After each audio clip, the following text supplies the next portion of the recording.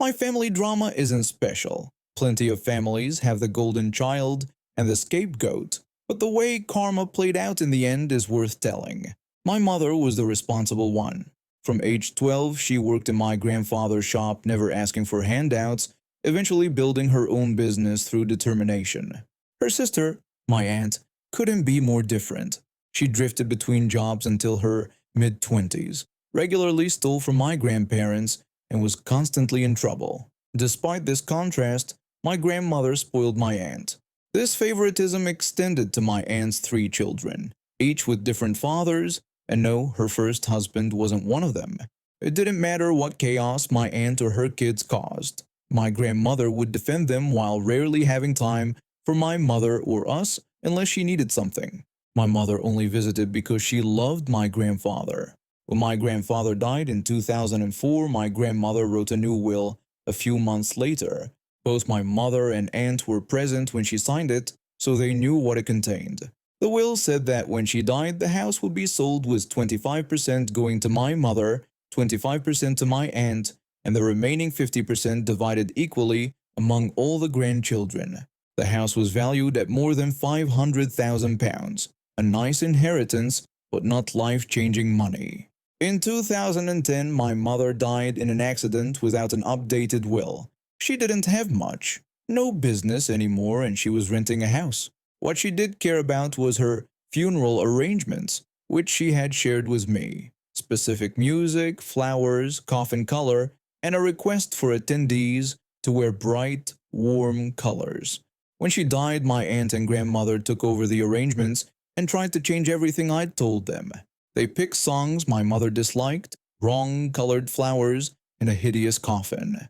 My siblings and I managed to restore some elements, but the coffin couldn't be changed, and my grandmother refused to let people wear bright colors, insisting on traditional black. It was frustrating.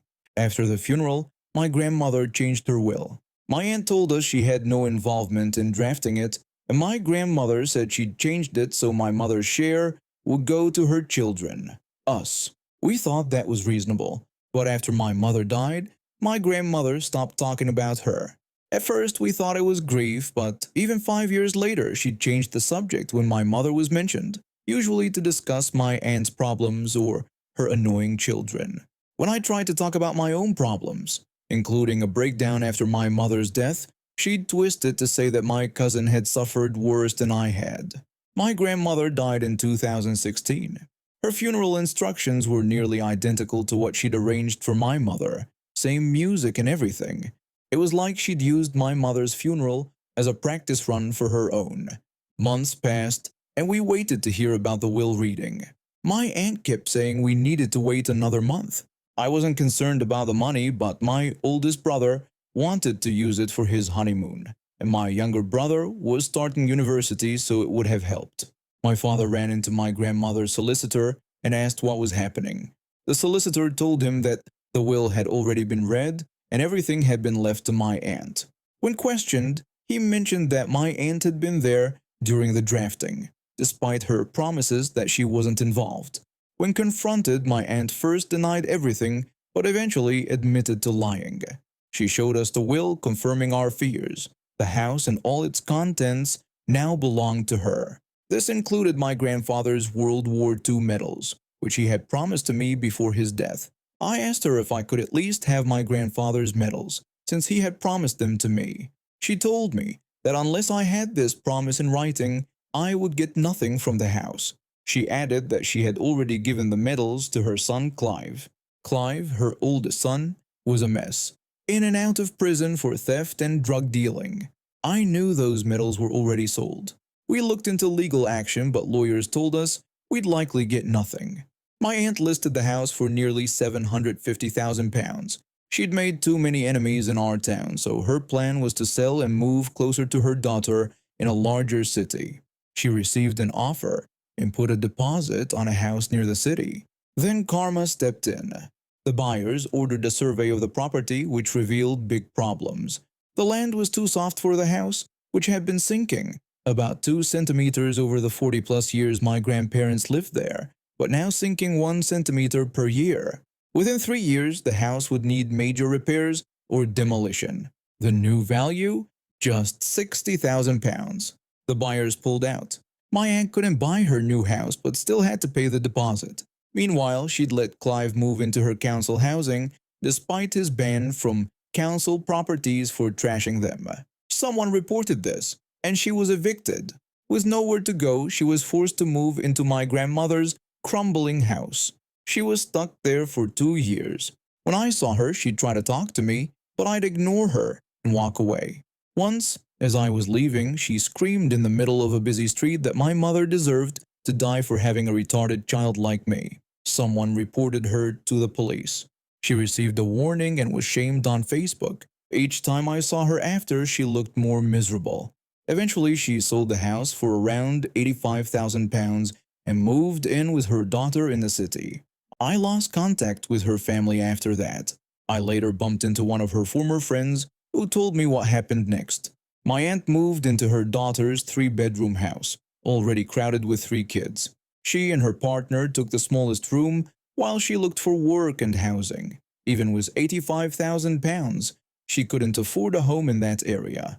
After about 1 month, her partner emptied her bank account and disappeared. Stranded in her daughter's house, she contributed nothing because she spent all her money on bingo. Eventually, they had a big argument where my aunt told her daughter that she should have aborted her. Her daughter kicked her out. So there was my aunt, alone in an unfamiliar city with no money, no home, and her last relationship ruined. Last I heard, she was living in a caravan in the city's roughest area, unable to work due to early onset arthritis that had crippled her hands. When I was in my 20s, I had the chance to live away from my hometown in this semi-rural area. The neighborhood was small, around 30 homes with spacious properties and plenty of greenery. We shared some expenses for road maintenance, but nothing like those homeowners associations you hear about in America. My next-door neighbor was a wonderful lady in her 50s, smart, funny, and a great cook. Her boyfriend would visit every weekend, though he couldn't help much with yard work due to back problems. I often took care of her garden alongside mine. It wasn't a big deal for me, and after all the delicious food she shared, asking me to try her cooking and tell her if I liked it, it seemed fair.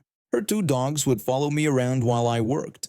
Eventually, she and her boyfriend decided to move several hundred kilometers away and get married. I was sad to see them go, but happy for them. Before they left, they gave me some items they couldn't take, including a cast iron pan I kept. The house went up for sale, and I remember when the couple who eventually bought it came for their first viewing.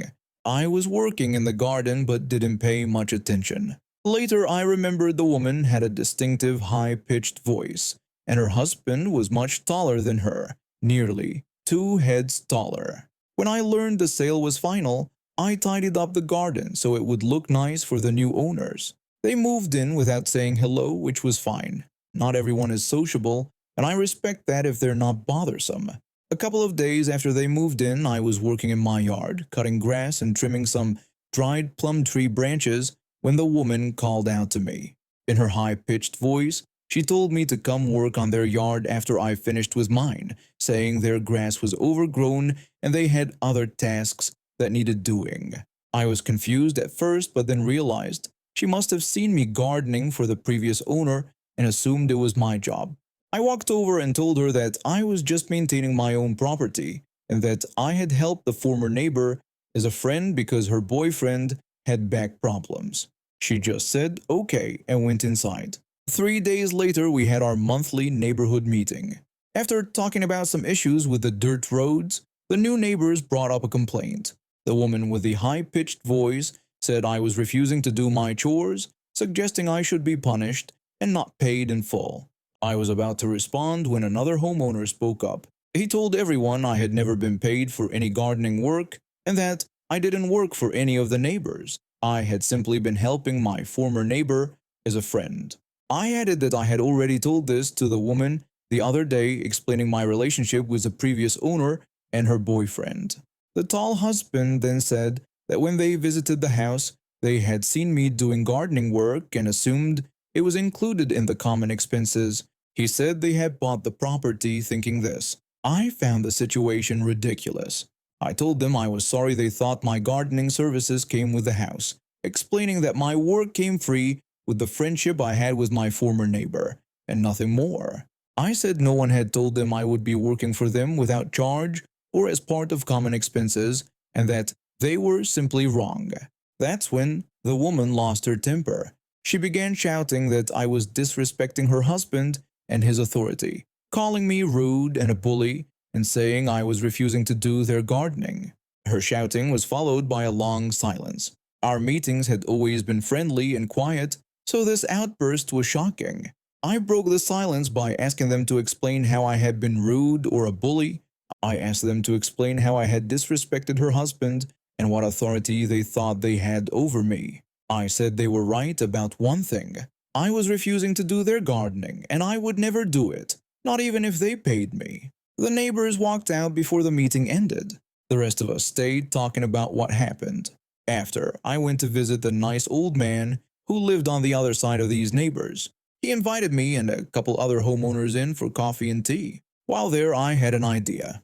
I told him I could come by a couple times a week to take care of his plants and bushes and have a cappuccino while I was there.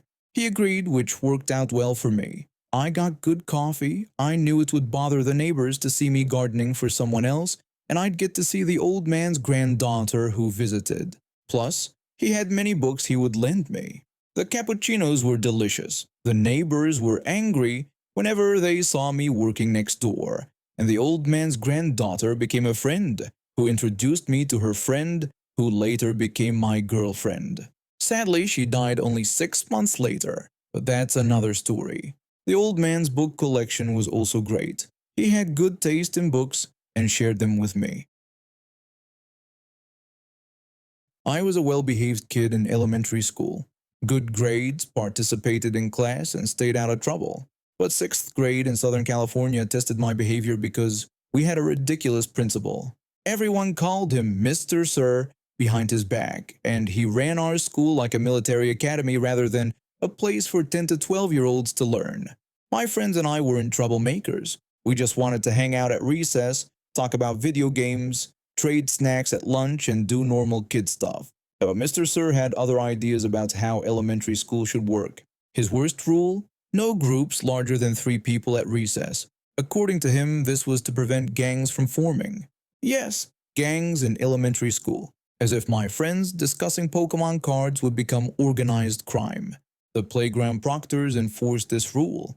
They'd blow whistles at groups of 4 or more kids. My friend group had 5 of us, so we made a system where one person would walk away when a proctor looked our way, then come back when they weren't watching. It was silly that we needed strategies just to hang out together. The group size rule was just a start. His office was near our outdoor cafeteria, which had roof coverings over all tables. The sound of children eating lunch bothered him. His solution? A noise monitor that looked like a traffic stoplight on the cafeteria wall. Green meant acceptable noise. Yellow was a warning, and red meant too loud. When it got really noisy, the red light would flash. The cafeteria was where we could finally talk after sitting quietly in class all morning, so the light stayed red most of the time. After about 2 weeks of us ignoring this thing, Mr. Sir finally snapped. It happened on a Friday. The cafeteria was noisy with weekend plans, and the stoplight had been red since lunch began. The door to Mr. Sir's office opened, and he walked out holding a bullhorn. Mr. Sir shouted through his bullhorn for everyone to quiet down. His voice made the entire cafeteria go silent. He told us we were all being disrespectful. He said the light had been red during the entire lunch period. He told us to remain silent for a full minute. We sat still, not making a sound. I watched the stoplight to see what would happen when we were quiet. The flashing red became solid red. Then it changed to yellow. A few seconds later it turned green, showing we'd reached an acceptable noise level. Then the light turned off. And then, crash!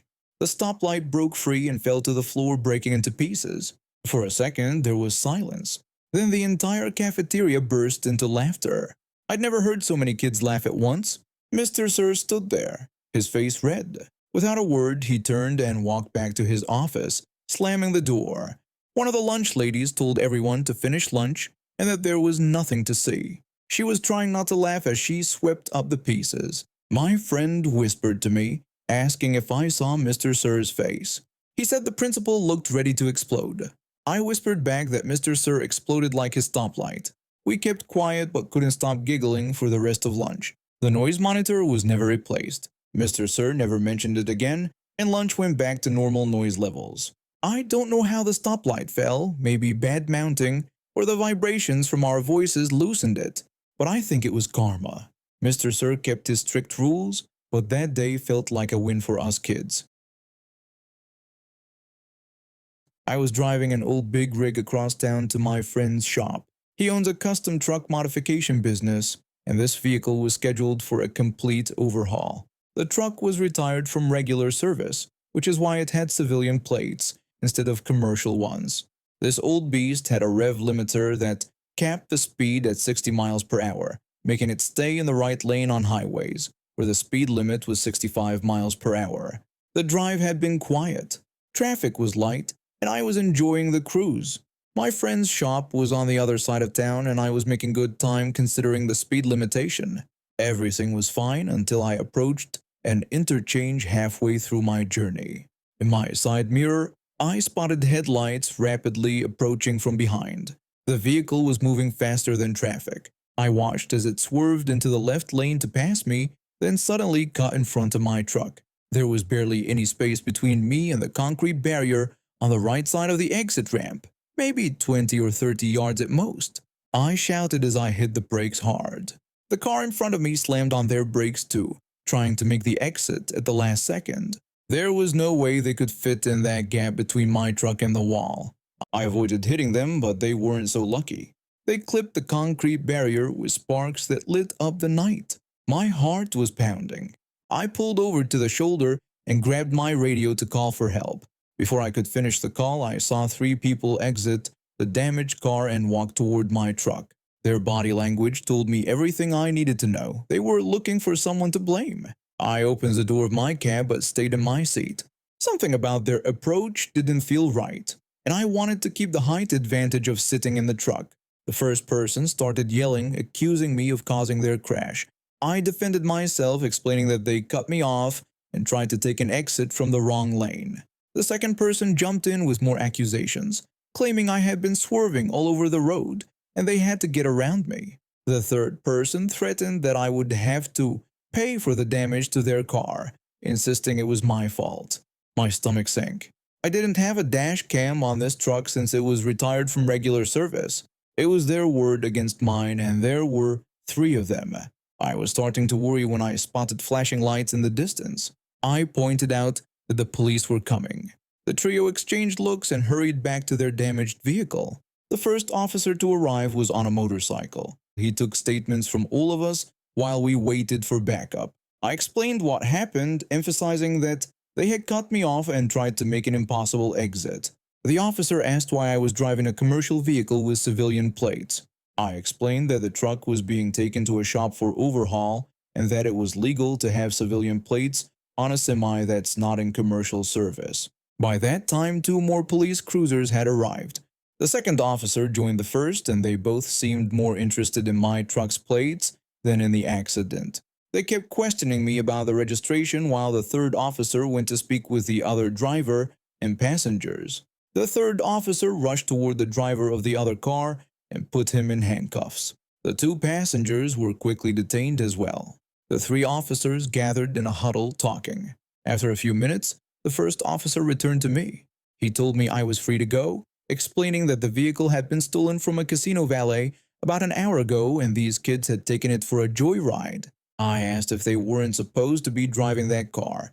The officer said no and added that the driver didn't have a valid license either. He mentioned they had checked that my plates were legal for this vehicle and wished me safe travels. I felt relieved. As I got back into my truck and continued my journey, I thought about how differently things might have turned out if those officers hadn't found the truth. The next day, I installed dash cams in every vehicle I own or drive.